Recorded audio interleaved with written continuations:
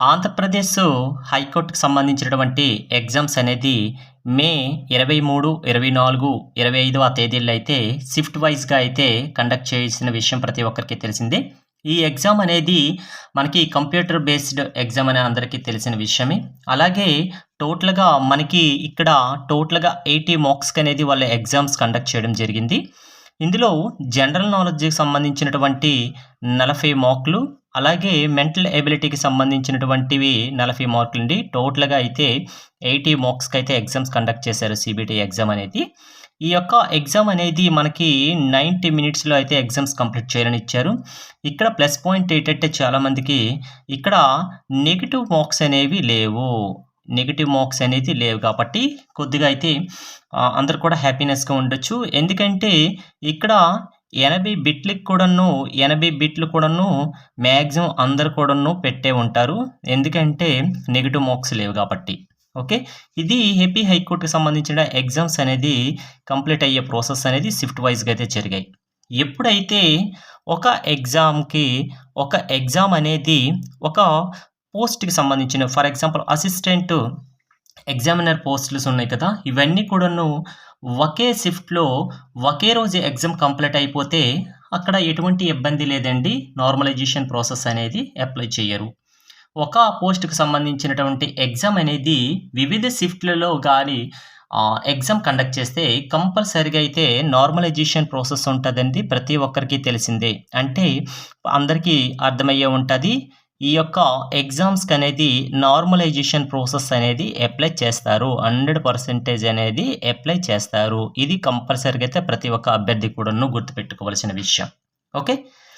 Present చూసుకుంటే junior అసిస్టెంట్‌కి సంబంధించి చాలా హెవీ కాంపిటీషన్ అయితే ప్రస్తుతానికి ఉందండి. ఎందుకిది అంతంటే ఈ యొక్క ఎగ్జామ్స్ అనేవి మాక్సిమం చాలా ఎగ్జామ్స్ అనేది డిగ్రీ బేస్ లెవెల్‌లో అయిందండి. కాబట్టి ఇక్కడ అందులో స్పెసిఫిక్‌గా డిగ్రీ ఇచ్చాడు. అది స్పెసిఫిక్‌గా ఈ గ్రూప్ వాళ్ళు అప్లై చేయండి అని అనలేదు. ఎందుకంటే బ్యాచిలర్ డిగ్రీ ఉన్న ప్రతి ఒక్కళ్ళు కూడాను జూనియర్ అసిస్టెంట్‌కి ఎలిజిబుల్ అనేసి మనకి చెప్పడం జరిగింది కాబట్టి చాలామంది అయితే అప్లై చేశారండి జూనియర్ అసిస్టెంట్‌కి. కాబట్టి హెవీ కాంపిటీషన్ జూనియర్ అసిస్టెంట్‌కి ఉంటాది. అయితే ప్రెజెంట్ మనం మాట్లాడుకోవాల్సిన విషయాలు ఈ వీడియోలో చూసుకున్నట్లే కట్ ఆఫ్స్ మార్క్స్ గురించి. నేనే కాదండి, ఎవరు కట్ ఆఫ్ మార్క్స్ చెప్పినా కూడాను జస్ట్ అది కేవలము ఎక్స్‌పెక్టెడ్ అవుతుంది. కేవలం అనేది మనకది ఎక్స్‌పెక్టెడే తప్ప అవే మార్క్స్ వస్తే మనం సేఫ్ స్కోరా అనుకునేది మాత్రం చెప్పడానికైతే వీలు లేదండి. ఎక్స్‌పెక్టేషన్ అంటే మనకంటూ ఒక అవగాహన కోసం మాత్రమే ఈ కట్ ఆఫ్ మార్క్స్ అనేది చెప్పడం జరుగుతుంది. ముందరే చెప్పాను నేను. ఓకే. అయితే మనకి టైపిస్ట్‌కి సంబంధించినయి, స్టెనోగ్రాఫర్‌కి సంబంధించినయి, కాపీయిస్ట్‌కి సంబంధించింది కంపల్సరీగా అయితే వీళ్ళకి స్కిల్ టెస్ట్ అనేది ఉంటాది. స్కిల్ టెస్ట్ అంటే ఏంటంటే వీళ్ళకి టైపింగ్ టెస్ట్ అనేది ఉంటాది.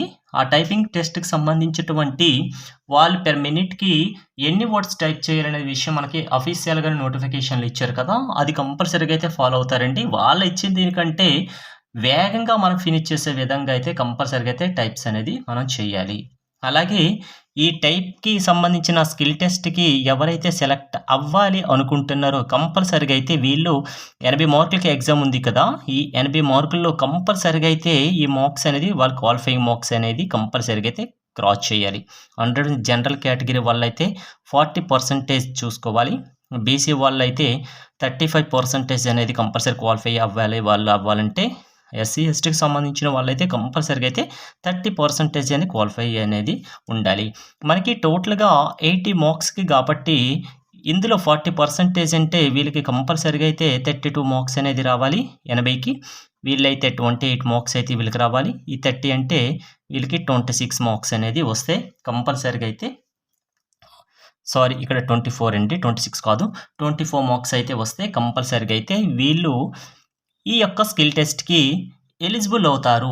అంటే ఎగ్జామ్‌లో వీళ్ళకి 80కి ఇన్నేసి మార్కులు వస్తే మాత్రం ఈ కేటగిరీ వాళ్ళు, వీళ్ళు దీనికి కంపల్సరీగా ఎలిజిబుల్ అవుతారు.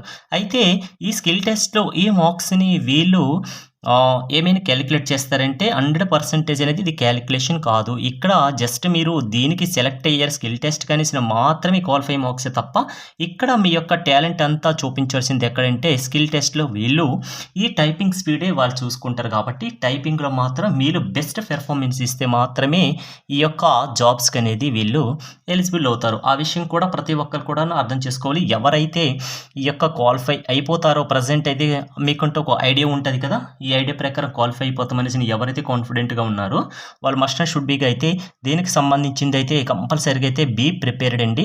కంపల్సరీగా అయితే బాగా ప్రిపేర్ అవ్వండి. ఎందుకంటే ఎంత స్పీడ్‌గా మీరు టైప్ చేస్తే అంత వేగంగా మీకు జాబ్ వచ్చే అవకాశాలు అయితే ఎక్కువగా కనిపిస్తాయి. ఇది అయితే చాలా ప్లస్ పాయింట్ అండి టైపిస్ట్‌కి, స్టెనోగ్రాఫర్స్‌కి, కోపయిస్ట్‌కి. ఓకే. నెక్స్ట్ వన్ చూసుకున్నట్లయితే మీరు ఇప్పటి నుంచే ఏదైనా ఇన్‌స్టిట్యూట్‌లో అయితే మీరు కంపల్సరీగా అయితే నేర్చుకోండి. మాక్సిమం 45 డేస్‌లో మాక్సిమం 30 డేస్ అయితే సరిపోతది. ఎందుకంటే ఆల్రెడీ దీనికి అప్లై చేసే వాళ్ళు కొద్దో గొప్పో టైపింగ్ మీద స్కిల్స్ ఉంటాయి. ఇంకా స్పీడప్ చేసుకోవడానికైతే మీరు ఇంకా బాగా ప్రాక్టీస్ అయితే చేయాలి. More practice most important to your success అండి. ఓకే. ప్రాక్టీస్ లేకపోతే కష్టమైపోతది. ఓకే.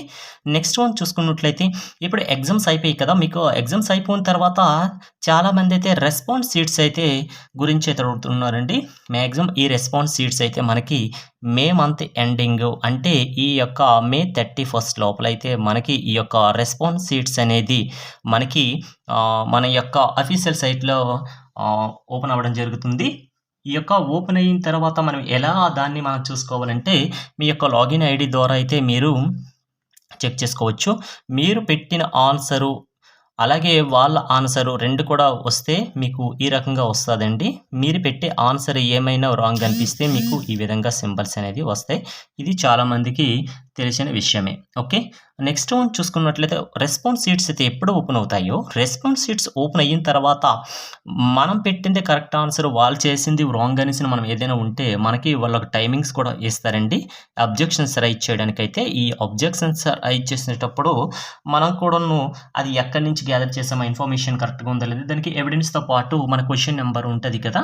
ఏంటి మన క్వెషన్ నెంబర్ ఉంటది. ఆ క్వెషన్ నెంబర్‌కి ప్రాపర్‌గా మనం ఎక్కడైతే ఎవిడెన్స్ చూపిస్తామో, ఏ టెక్స్ట్ బుక్ అకాడమీలో చూపిస్తామో ఆ బుక్స్ యొక్క రెఫర్‌ది పేజ్ నెంబర్ అవన్నీ కూడా వాళ్ళు చేస్తే వాళ్ళు చెక్ చేస్తారు. ఏమైనా కూడాను రాంగ్ అనిపిస్తే మనం పెట్టేదే కరెక్ట్, వాళ్ళు చెప్పేదే రాంగ్ అనుకొస్తే మనకు మార్క్స్ యాడ్ అయ్యే ఛాన్సెస్ కూడా ఉంటది. కాబట్టి first of all response sheet open అయిపోయిన తర్వాత అబ్జెక్షన్స్ చేసిన తర్వాత ఫైనల్‌గా వాళ్ళు మనకి మార్క్స్ ఇస్తారు కదా! అదే మనకి ఏ స్కోర్ అవుతుందంటే రా స్కోర్ అవుతుంది. అంటే మనకి అవే మార్కులవుతాయి.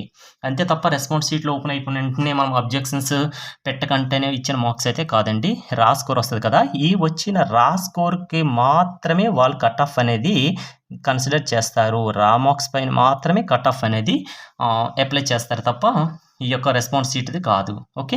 నెక్స్ట్ వన్ చూసుకుంటే నార్మలైజేషన్ ప్రాసెస్ ఉందా అంటే 100% నార్మలైజేషన్ ప్రాసెస్ ఉందండి.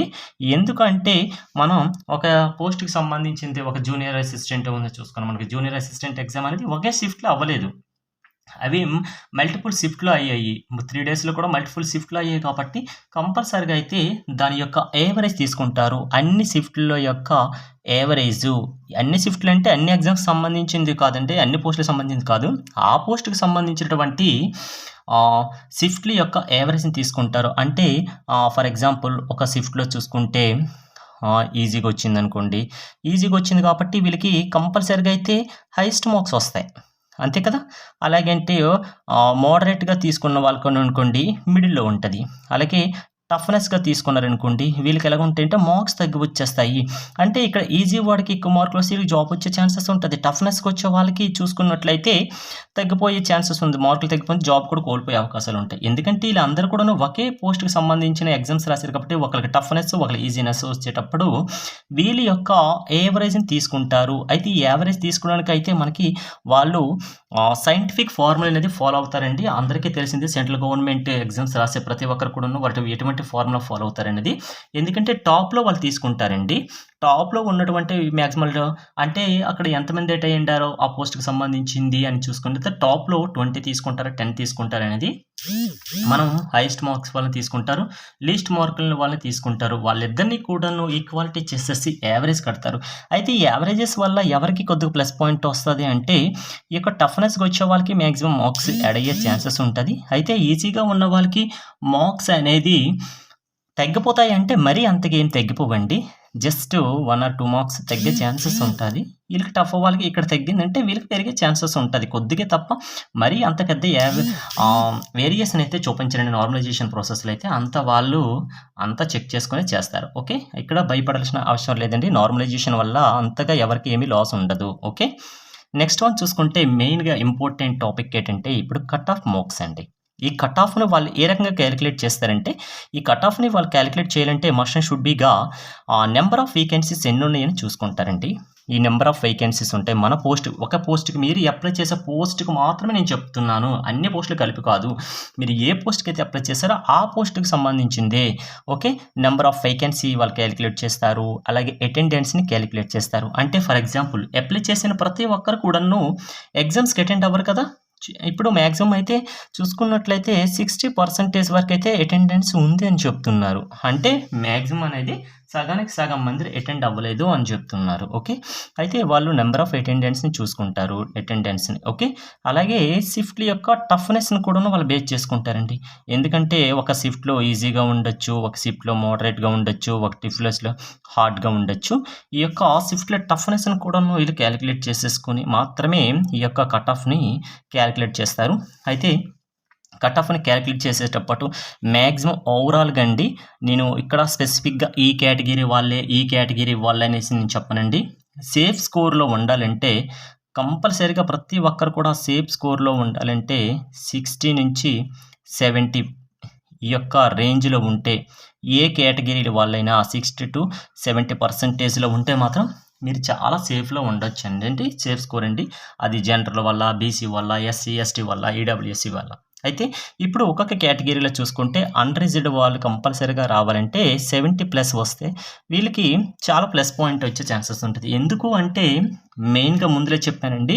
నెగెటివ్ మార్క్స్ లేవు. చాలామంది ప్రిపేర్‌గా ఉంటారండి. అయితే అంతా వచ్చేస్తనేసి చాలామంది కామెంట్ కూడా చేయొచ్చు. వచ్చేవాళ్ళు కూడా ఉంటారండి. వాళ్ళు మాత్రం ఆళ్ళు తక్కువగా ఉంటారు కదా!